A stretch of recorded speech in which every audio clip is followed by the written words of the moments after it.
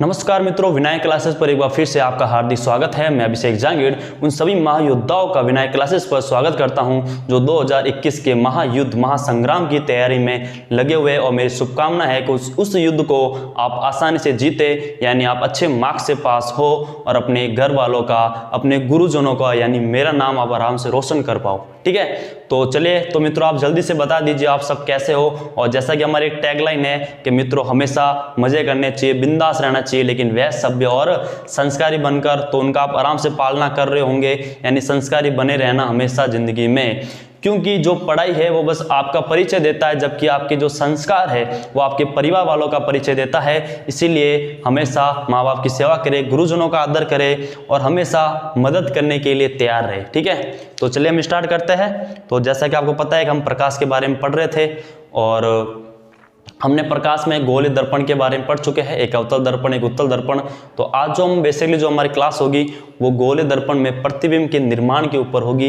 यानी आज हम सीखेंगे कि प्रतिबिंब का निर्माण कैसा होता है, यानी वहाँ इमेज कैसे बनती है। आप स्फेरिकल मिरर में, गोलीय दर्पण में आपके जो प्रतिबिंब है वो कैसे बनता है, उसको हम समझेंगे। ठीक है, तो उससे पहले एक छोटी सी बात हम समझ लेते हैं भाई। कार्तीय जो चिन्ह परिपाटी है उसको हम ध्यान समझ लेते हैं। उसके दो रूल आपको याद रखना है, तो आप बता पाओगे भाई कौन सा माइनस होगा कौन सा प्लस होगा। चलिए हम बताते हैं। तो सबसे पहला हेडिंग डाल दीजिए आपके कार्तीय चिन्ह परिपाटी।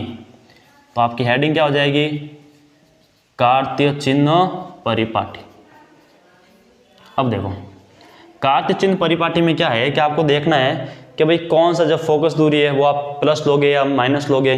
ठीक है, वक्रता त्रिज्या प्लस लोगे या माइनस लोगे, या जो बिंब की दूरी है वो प्लस लोगे या माइनस लोगे। तो उसका एक सिंपल सा लॉजिक है। सबसे पहले तो आप एक बात ध्यान रखिएगा कि हमेशा जो भी दूरी है वो ध्रुव से मापी जाएगी। किससे नापी जाएगी? आपके ध्रुव से नापी जाएगी। तो सबसे पहले पॉइंट आप यही लिखिए कि सभी दूरियां सभी दूरियां ध्रुव से मापी जाएगी, है ना। कहाँ से नापी जाएगी? आपके ध्रुव, यानी पोल से, ध्रुव से मापी जाएगी। तो एक पॉइंट तो आप ये याद रखिएगा कि सभी दूरियां आपके ध्रुव से मापी जाएगी। बात आई समझ? अगला क्या पॉइंट याद रखना है? देखो, अगले पॉइंट ये है कि अगर ध्रुव से मापी गई दूरियां तथा प्रकाश की किरण की दिशा अगर विपरीत है तब तो आपकी साइन लगेगा माइनस में, और अगर प्लस, अगर दोनों एक समान है तो आपका साइन लगेगा प्लस में। कैसे? आप ध्यान से समझिए। मैं पॉइंट लिख देता हूं कि यदि ध्रुव से मापी गई दूरियां, यदि ध्रुव से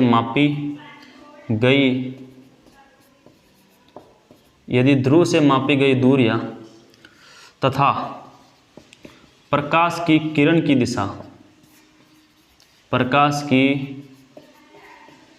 किरण की दिशा समान होने पर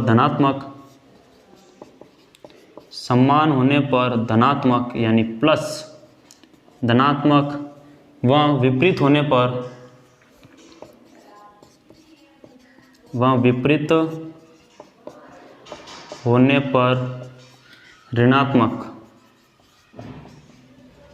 ऋणात्मक यानी माइनस लेंगे।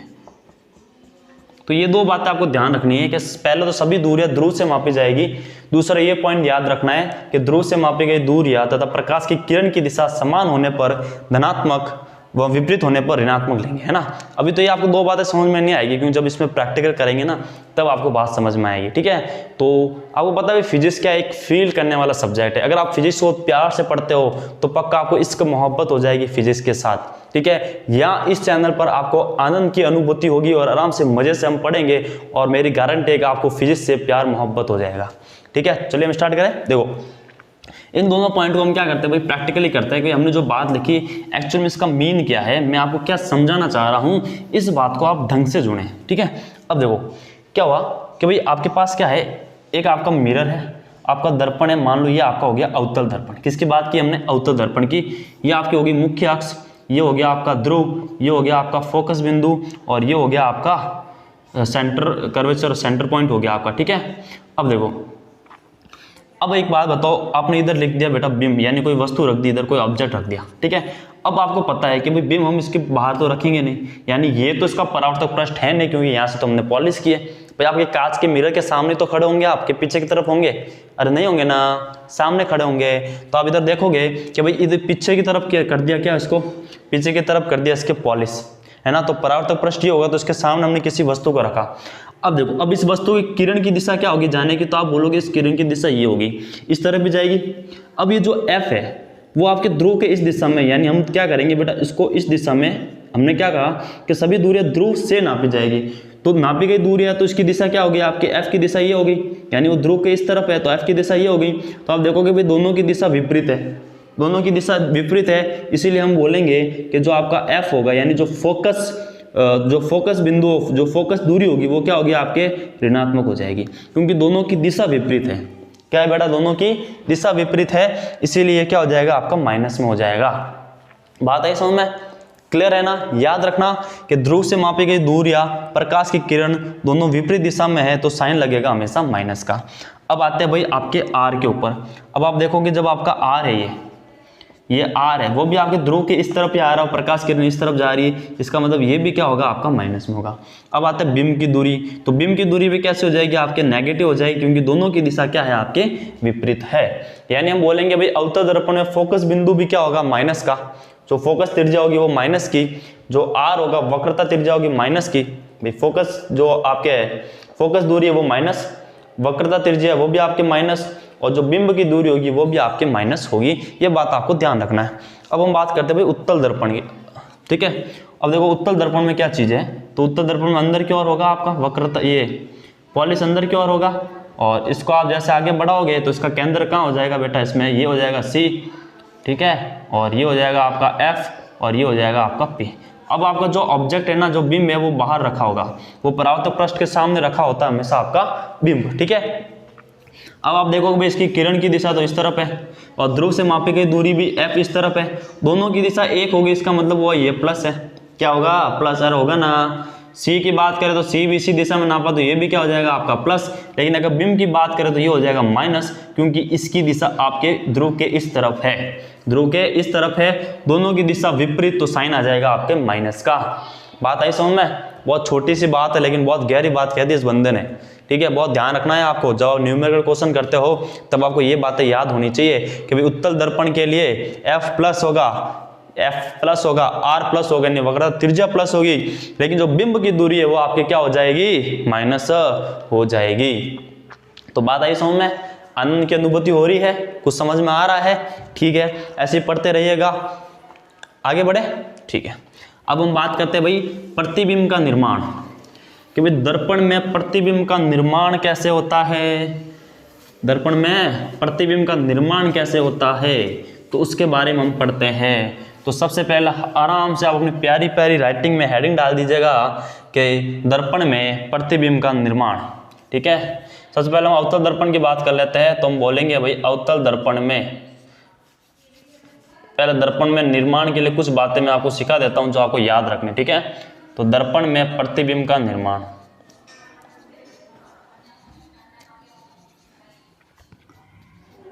दर्पण में प्रतिबिंब का निर्माण। अब देखो दर्पण में प्रतिबिंब का निर्माण क्या होता है, सबसे पहले आपको एक नोट डाल के आराम से एक बात लिख दीजिएगा जो इसमें ये जरूरी है कि भाई आपका प्रतिबिंब तभी बनता है जब प्रकाश की दो किरणें एक दूसरे को प्रतिच्छेद करें, है ना।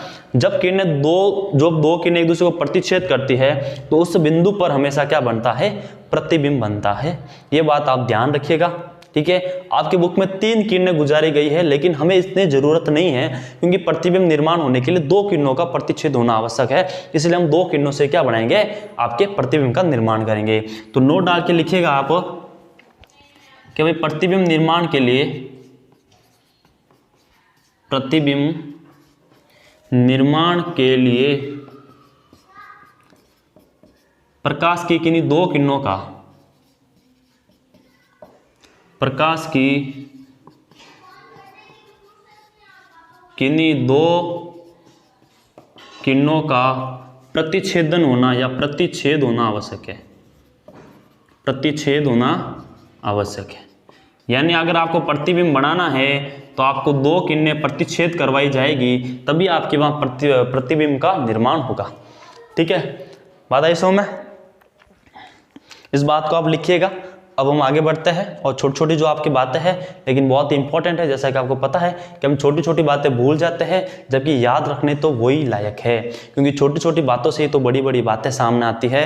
इसलिए छोटी छोटी बातें ध्यान रखें। और अभी हम बड़े बड़े क्वेश्चन को सॉल्व करने जा रहे हैं जो आपके लिए बहुत ही इंपॉर्टेंट है, क्योंकि अवतल दर्पण में आपके प्रतिबिंब का निर्माण आता है क्वेश्चन, है ना। हर एक साल बाद में ये तो आना ही है, या तो उत्तल लेंस का आता है, यानी या तो लेंस से आता है या दर्पण से आता है, लेकिन आपको प्रतिबिंब का निर्माण करना आना चाहिए। अब देखिए बात करते हैं हम आगे हम क्या बात करेंगे कि भाई जैसा कि आपको पता है कि ये आपका है भाई अवतल दर्पण।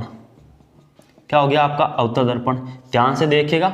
ये है आपका ध्रुव, ये है आपका फोकस बिंदु और ये है आपका सी।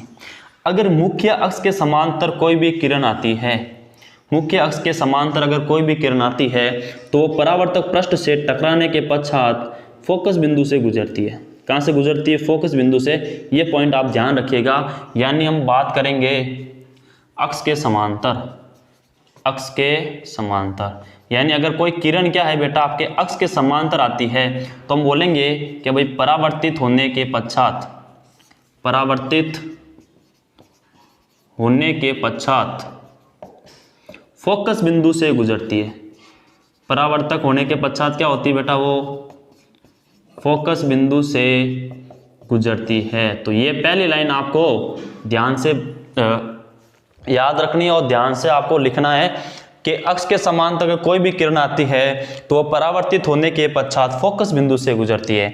हमेशा कहाँ से गुजरेगी? फोकस बिंदु से। मान लो अगर ये किरण आई टकराए, कहाँ से जाएगी? फोकस बिंदु से।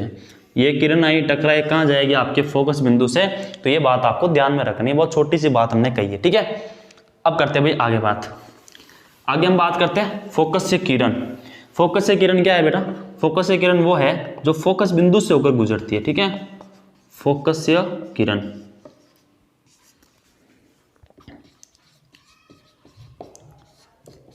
फोकस से किरण क्या है? जो फोकस बिंदु से होकर गुजरती है। जैसे मान लो ये है,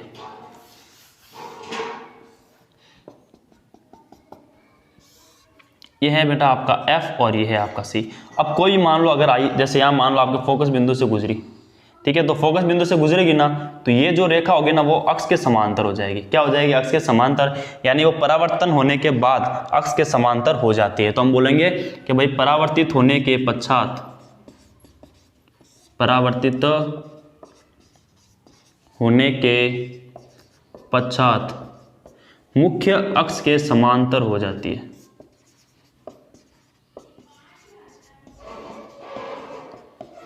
मुख्य अक्ष के समांतर हो जाती है, ठीक है। अब देखो फोकस से किरण क्या है भाई? परावर्तित होने के पश्चात मुख्य अक्ष के समांतर हो जाती है। यानी फोकस बिंदु से कोई भी लाइन गुजरेगी, परावर्तन हुआ उसके बाद क्या हो जाएगा? वो इसके मुख्य अक्ष के समांतर गुजर जाएगी, ठीक है। अब देखो आगे बात करते हैं। आई थिंक ये दोनों आपने उतार लिया होगा तो मैं इसको रफ करना चाहूंगा, ठीक है। इजाजत है? ओके। वीडियो में तो कोई प्रॉब्लम ही नहीं है ना, आप आराम से रोक के आराम से उतार सकते हो। ऑफलाइन क्लास में बड़ी प्रॉब्लम होती है, सर उतारने दो, वो बीच में बोलेगा क्या बोला सर, वापस वो बोलेगा क्या बोला सर, बड़ी प्रॉब्लम है लिखाने की। लेकिन ऑनलाइन सबसे अच्छा है पढ़ाना, ना तो किसी की आवाज़ आती है, बस मेरी आवाज़, यानी मैं ही शेर हूँ बस, और आपको बता आराम से मेरी बातें सुननी है। लेकिन ऑफलाइन क्लास में बहुत चिल्लाते हैं बच्चे, बड़ी प्रॉब्लम होती है पढ़ाने में, ठीक है। अब देखते भाई आगे। अच्छा आगे हम क्या बात कर रहे थे? अच्छा दो तो हमने बात कर ली थी। अब देखो तीसरी बात हम क्या करेंगे? अभिलंब किरण के बारे में, ठीक है। किसकी बात करेंगे हम? अभिलंब किरण।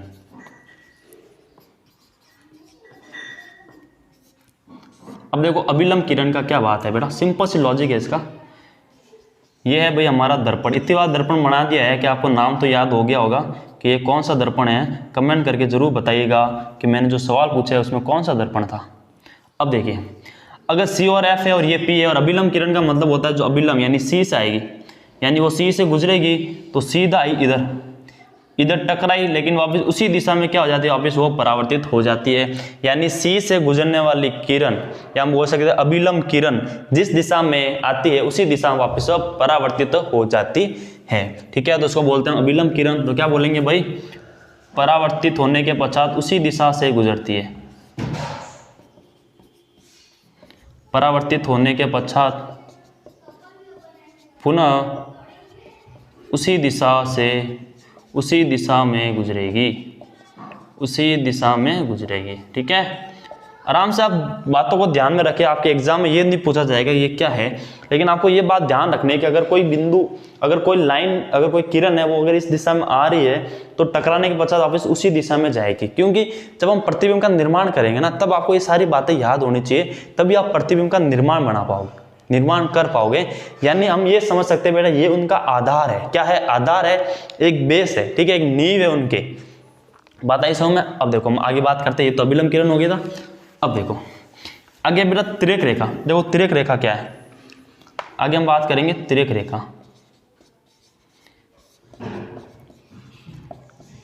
तिर्यक रेखा का मतलब क्या होगा? क्या मान लो ये कोई है आपका दर्पण है, ये है आपका P, ये है आपका F और C। तिर्यक रेखा मतलब है यहाँ से आई और ध्रुव से टकराई और परावर्तन होने के पश्चात वो उसी अलग दिशा में आता है, लेकिन एंगल उतना ही होता है। ठीक है, ये आपके अभिलंब की तरह कार्य करता है। यानी हम क्या बोलेंगे कि भाई जो भी आने वाली किरण है ध्रुव से टकराई और उतने ही कोण से क्या हो जाती है, वो परावर्तित हो जाती है। तो हम क्या बोलेंगे कि ध्रुव से टकराने के पश्चात, ध्रुव से टकराने के पश्चात समान कोण से परावर्तित हो जाती है, समान कोण से परावर्तित हो जाती है, समान कोण से परावर्तित हो जाती है। ठीक है, तो तिर्यक रेखा ये है कि ध्रुव से टकराने के पश्चात समान कोण से परावर्तित हो जाती है। ये बात आपको ध्यान रखनी है। अगर कोई किरण आ रही है इधर, अगर वो ध्रुव से टकराई तो उतने ही कोण से क्या हो जाएगा, वो वापस परावर्तन हो जाएगा। ठीक है, परावर्तन हो जाएगा। और हमने परावर्तन का नियम भी पढ़ा था और इसमें इस चीज को हमने बेसिक से जाना था। ठीक है, अब आगे बढ़े इजाजत है। अब हम करते हैं प्रतिबिंब का निर्माण, है ना। तो अवतल दर्पण में प्रतिबिंब का निर्माण। अब हेडिंग डाल दो आप, अवतल दर्पण में प्रतिबिंब का निर्माण।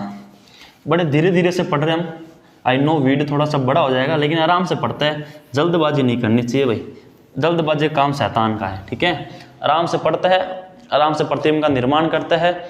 और मैं एक ही बात कहना चाहूँगा कि आराम से पढ़ाई करें, आराम से मज़े करें और मेरे वीडियो को ज़रूर शेयर कीजिएगा।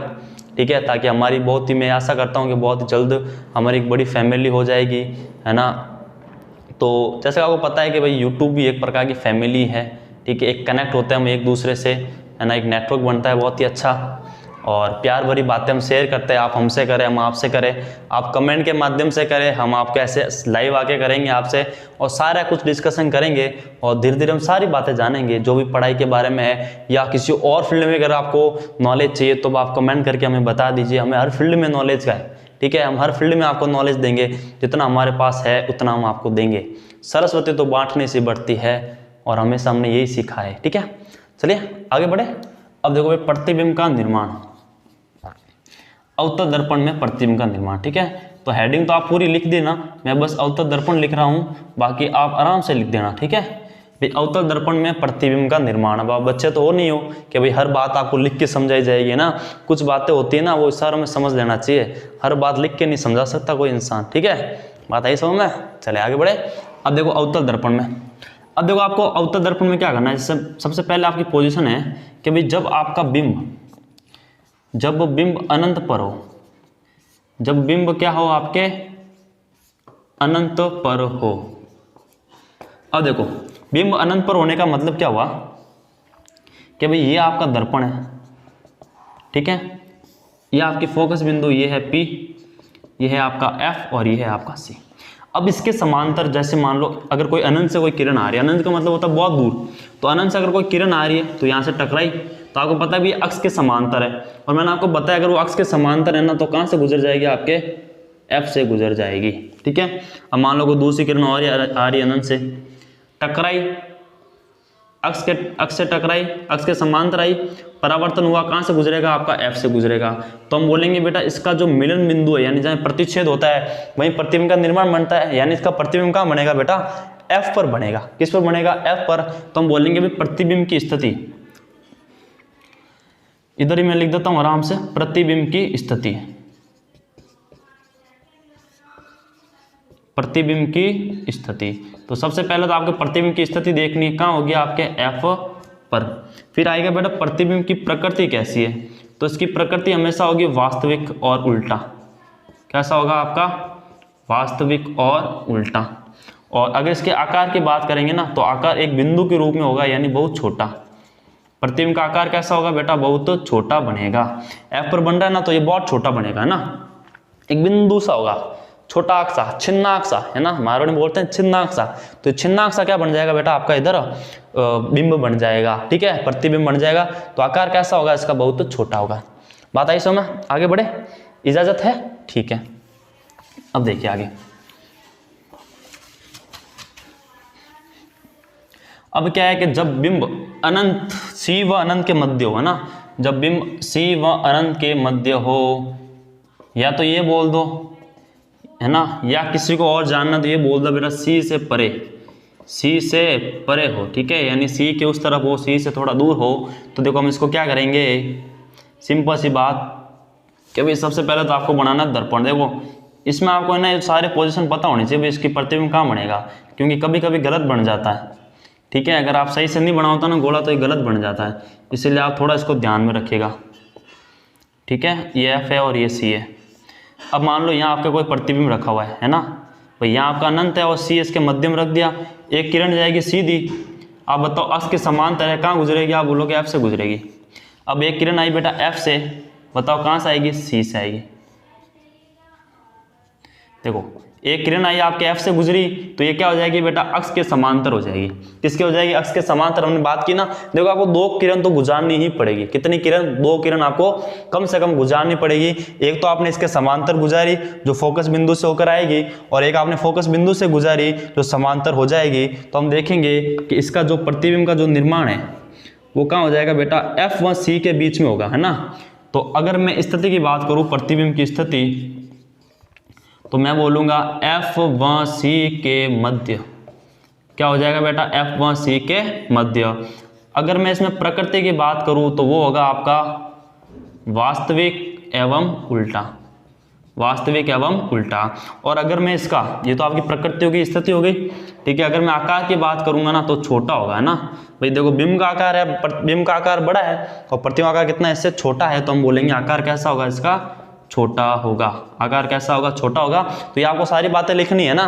क्वेश्चन ऐसा आएगा, भाई प्रतिबिंब का निर्माण कीजिए उत्तल दर्पण में जब बिंब सी व अनंत के मध्य हो या सी से परे हो। तो आपने ये डायग्राम बनाया और आपको लिखनी स्थिति क्या है? एफ व सी के मध्य। प्रकृति कैसी? भाई वास्तविक और उल्टा। और आकार कैसा है इसका? छोटा, है ना। छोटी सी बात है जो आपको समझ में आ गई होगी, है ना। आराम से इसको नोट कीजिएगा। चलो भाई आगे बढ़े, इजाजत है? ठीक है। अब देखो इसमें थोड़ा सा आपको ध्यान में रखना पड़ेगा, क्योंकि इसमें गलतियां बहुत होती है ना प्रतिबिंब बनाने में।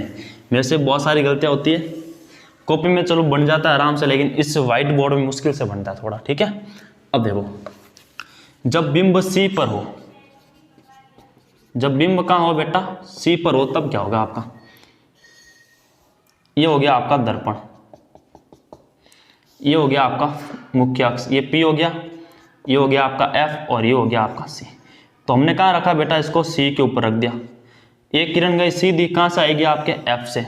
एक किरण गई भैया एफ से, कहाँ से आएगी? सी से। तो हम देखेंगे ये जस्ट कहाँ बनेगा? आपके सी के नीचे बनेगा, उतना ही बनेगा, ठीक है। कितना बनेगा आपके? जब इसको ढंग से हम सीधा सीधा बनाएंगे ना इसको, तो ये आगे कहाँ बनेगा? आपके सी के नीचे, यानी सी के ऊपर ही बनेगा। और इन दोनों की क्या होगा बेटा? आकार बराबर होगा, ठीक है। तो अगर हम इसकी स्थिति की बात करें, प्रतिबिंब की स्थिति की बात करें, तो हम बोलेंगे सी पर। किस पर बनेगा बेटा? सी पर बनेगा। और अगर हम प्रकृति की बात करें तो वही है वास्तविक और उल्टा, वास्तविक और उल्टा बनेगा, ठीक है। प्रकृति की बात करें तो वास्तविक और उल्टा। और अगर इसके आकार की बात करें तो बिंब के बराबर। आकार कैसा होगा बेटा इसका? बिंब के बराबर हो जाएगा। तो बिंब के बराबर हो जाएगा इसका आकार। बात आई समझ में? यहाँ तक उतार लेगा आप। देखो ये गई यहाँ से यहाँ तक आई, फिर ये गई यहाँ से यहाँ तक, जहाँ ये प्रतिच्छेद हो रही है वही हमारा क्या बनेगा? प्रतिबिंब बनेगा। अगर आप ढंग से इसको लिख देना, अब जैसे पता है भाई हमें सी के ऊपर, अगर तो सी के ऊपर ही बनना चाहिए, तो आपको एडजस्ट करके इसको सी के ऊपर बनाना है वापस रफ करके, ठीक है। गलत मत बना देना। बात आई समझ में? अब आगे देखते हैं भाई, आगे बात करते हैं। छोटी छोटी बातें हैं जो आपको आती होगी। तो जब बिंब क्या हो, C वहाँ F के मध्य हो, C वहाँ F के मध्य हो, तो C वहाँ F के मध्य होगा, तब आपको क्या करना है भाई, इसको आगे आगे पोजीशन में लागे। ये देखो, पहले अनंत पे रखा था, फिर अनंत और C के बीच में लाए थे, फिर हमने इसको C पर रखा था। अब इसको कहाँ रखेंगे हम, F व C के मध्य रख देते हैं यहाँ पे। आपको पता है एक किरण गई यहाँ पर आ गई, एक किरण गई और आपके यहाँ पर आ जाएगी, ठीक है। तो ये आपके बन जाएगा इधर। अगर आप इसको सीधा आराम से गुजार देना तो ये बनेगा कहाँ बेटा, C से परे बनेगा। कहाँ से बनेगा, C से परे परे बनेगा, और इससे क्या होगा, वो बड़ा होगा। इससे क्या होगा, वो बड़ा होगा। तो अगर हम इसकी स्थिति की बात करें तो इसकी स्थिति क्या हो जाएगी बेटा, C से परे। स्थिति क्या हो जाएगी आपकी, C से परे। और अगर हम इसकी प्रकृति की बात करें तो वो होगा आपका वास्तविक और उल्टा, ठीक है। और आकार की बात करें तो बिंब से क्या हो जाएगा, वो बड़ा हो जाएगा। बिंब से क्या हो जाएगा, वो बड़ा होगा, ठीक है। बात आई समझ में, आराम से इसको नोट कीजिएगा। आगे बढ़े, इजाजत है, ठीक है। अब देखते हैं आगे इसमें।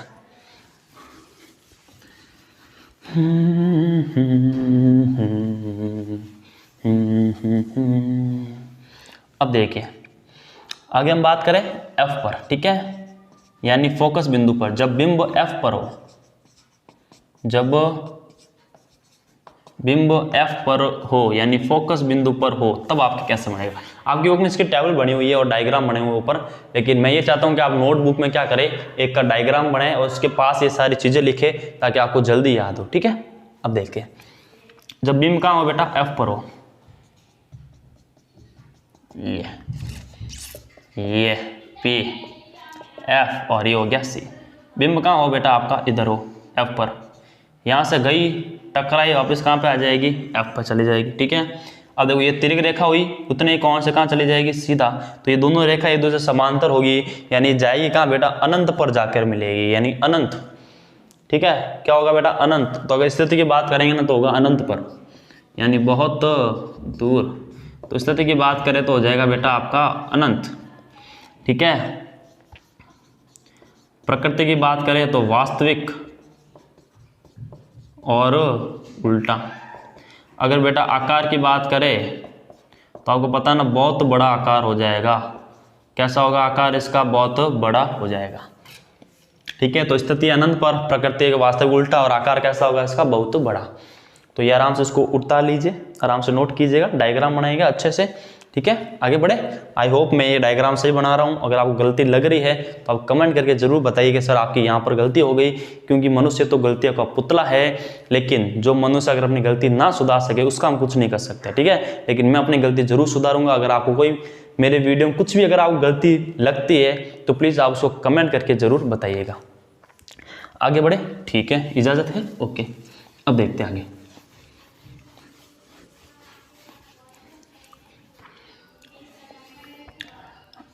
आगे देखते हैं बेटा, जब F व P के मध्य, यानी बेटा फोकस बिंदु और जब ध्रुव के मध्य हो, तब आपका काम बनेगा। ये दर्पण हो गया, ये P है,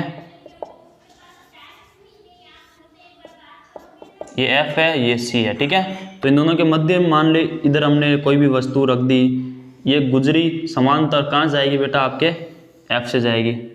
यहाँ पे क्या, तो ये त्रिक रेखा जाएगी, कहाँ जाएगी, आगे। तो ये मिलेगी कहाँ बेटा, तो ये मिलेगी आपके दर्पण के पीछे। जब इसको हम डॉट डॉट करके आगे बढ़ाएंगे, जब हम इसको डॉट डॉट करके आगे बढ़ाएंगे तब ये यहाँ पर मिलेगी, ये। तो हम बोलेंगे कि अब इसकी स्थिति क्या हो जाएगी, तो हम क्या बोलेंगे, दर्पण के उस तरफ, यानी स्थिति की बात करेंगे तो दर्पण से उस तरफ, ठीक है, या दर्पण या प्रतिबिंब है जो भी आपके ना ध्रुव से परे, क्या बोल देंगे इसको, ध्रुव से परे, ठीक है। और अगर हम इसके प्रकृति की बात करें तो ये बेटा इस बार होगा आभासी, क्योंकि उस तरफ बन रहा है ना दर्पण के, तो ये हो जाएगा आभासी।